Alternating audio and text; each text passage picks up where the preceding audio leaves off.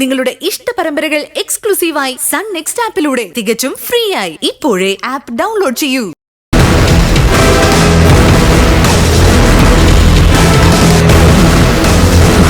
എന്താ ജ്യോതി ഇത്രയും വൈകിയത്? ഞാൻ എന്തുമാത്രം ടെൻഷനായിന്നറിയോ? ആ കേശവരൻ റോഡ് വഴി വന്നതേ അബദ്ധമായി.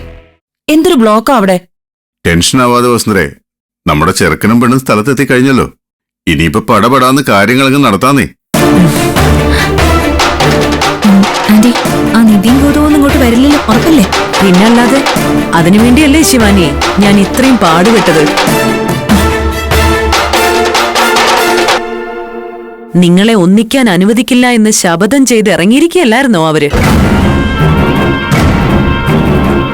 തൽക്കാലം അവരെ ഭയക്കണ്ട. പക്ഷേ നമ്മളിവിടെ കാര്യങ്ങൾ വെച്ച് താമസിപ്പിക്കരുത്. എത്രയും വേഗം കല്യാണം നടത്തണം. എന്നാലും എനിക്കൊരു പേടിയുണ്ടായി. എന്തിന്?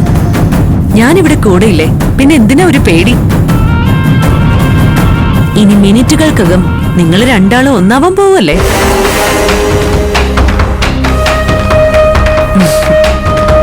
അതവിടെ നിക്കട്ടെ. നമ്മുടെ പെണ്ണും ചെക്കനും എങ്ങനെയുണ്ട് വസുന്ധരേ? സൂപ്പർ ആയിട്ടുണ്ട്. നല്ല ജോഡി, നല്ല ചേർച്ച.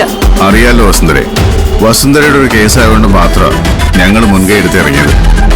അറിയാം സി കെ, ഈ ഉപകാരം ഞാൻ ഒരിക്കലും മറന്നു കളയില്ല. താങ്ക്സ്. It's okay. അതിന് എന്തിനാ ഇപ്പൊ താങ്ക്സ് ഒക്കെ പറയുന്നേ? നിധിയോട് പ്രതികാരം ചെയ്യാൻ എന്റെ മുന്നിലേക്ക് വസുന്ധര ഇട്ടു തന്നൊരു അവസരമാണിത്. അതിന് ഞാനാണ് വസുന്ധരയ്ക്ക് താങ്ക്സ് പറയേണ്ടത്. അറിയാലോ പ്രണവ്, നിന്റെ ഈ ആഗ്രഹം സാധിച്ചു തരാൻ വേണ്ടിയാ വീട്ടിലുള്ളവര് മുഴുവൻ എതിർത്തിട്ടും ഞാൻ നിങ്ങൾക്കൊപ്പം നിന്നത്. ആ ഓർമ്മ എപ്പോഴും മനസ്സിലുണ്ടാവണം. ആന്റി ചെയ്തിരുന്ന ഈ ഉപകാരം നിങ്ങൾ ഒരിക്കലും മറക്കില്ല ആന്റി. പ്രണവ്, നിന്റെ അച്ഛന്റെ അമ്മയുടെയും ആവശ്യത്തിലേറെ വെറുപ്പ് കൂടി സമ്പാദിച്ചുകൊണ്ടാ ഞാൻ ഇതിനു വേണ്ടി ഇറങ്ങിയത്.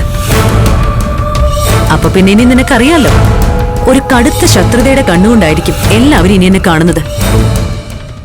പക്ഷെ നീയെങ്കിലും എനിക്ക് സപ്പോർട്ടായിട്ട് അവിടെ ഉണ്ടാവണം. എന്തിനാ ഇതൊക്കെ ഓർമ്മിപ്പിക്കുന്നത്? ഞാൻ ഇഷ്ടപ്പെടുന്ന ശിവാനിയെ എന്റേതാക്കി മാറ്റാൻ സഹായിക്കുന്ന ആന്റിയെ എനിക്ക് എങ്ങനെ തള്ളി പറയാൻ പറ്റും? അല്ലേ ശിവാനി? ഈ അമ്പലത്തിലെ ദൈവത്തെ സാക്ഷി നിർത്തി ഞാൻ പറയൂ, എന്നും പ്രണവ് വസുന്ധരന്റെ ഒപ്പം ഉണ്ടാവും. ആ ശരി ശരി, ഇനി സമയം കളയണ്ട. രണ്ടുപേരും മണ്ഡപത്തിലേക്കിരിക്കെ, നമുക്ക് ചടങ്ങിലേക്ക് കിടക്കാം. ആന്റി, എന്റെ അമ്മ വന്നില്ല ആന്റി. ഇപ്പൊ എത്തുമെന്നാ പറഞ്ഞത്. ഇതെന്താ തമാശ കളിയാണോ? ഇനിയിപ്പോ രേണുക എപ്പോ വരുമെന്ന് കരുതിയാ കാത്തു നിൽക്കുന്നത് നീ?